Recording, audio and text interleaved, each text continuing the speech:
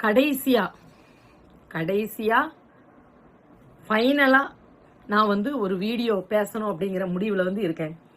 ஏன்னா நான் வந்து ரொம்ப ரொம்ப ஒரு மன உளைச்சலுக்கு ஆளாகிட்டேன். ரொம்ப சரியா.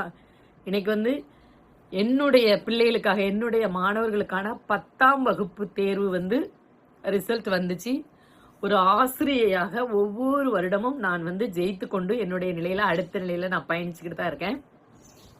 அந்த சந்தோஷத்தை கூட நான் இன்னைக்கு இன்னும் முழுமையா நான் கொண்டாட முடியல. என் பிள்ளைகளுக்கு ஒரு வாழ்த்துக்கள் சொல்ல முடியல.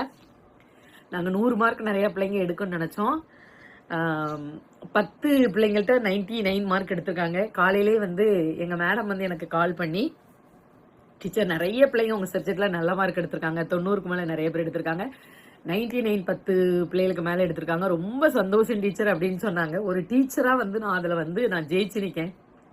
இந்த சில பேர் சொல்றீங்க இல்லையா, ஒரு சில பேர் அதாவது ஒரு டம்ளர் பாலுக்கு ஒரு துளி விஷம் அந்த பாலையே திரிச்சு கெட்டதாக்கிற மாதிரி அந்த ஒரு சில பேர் இருக்கீங்க இல்லையா, ஒரு சில பேர்.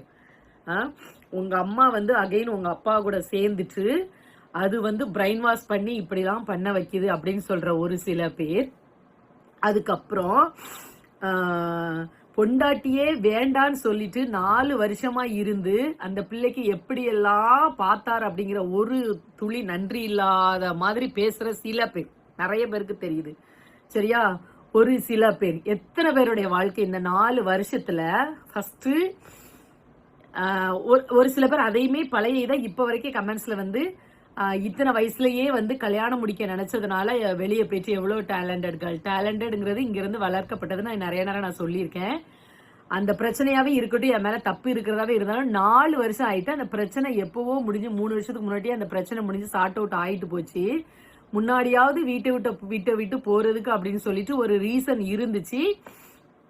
வீட்டை விட்டு அப்பா கூட துணையா யாரும் அப்படி போக மாட்டாங்க, 4 வருஷம் இருக்கிற அளவுக்கு அப்பா கூட துணையா இருந்து போயாச்சு, ரைட்டு. அகைன் வீடு ஃபங்க்ஷன்ல பால் காய்ப்போட நீங்க திருப்பி என்ன பண்றீங்க, முழுமையான ஒரு எல்லாத்தையும் புரிஞ்சு ஏத்துக்கிற பிள்ளை மாதிரி அண்ணங்கார பால் காய்ப்புக்கு வராட்டாலுமே இவங்க பெரிய இவங்க மாதிரியும் பாசம் உள்ளவங்க மாதிரி நீங்க எங்களோட சேர்ந்தீங்க சரியா.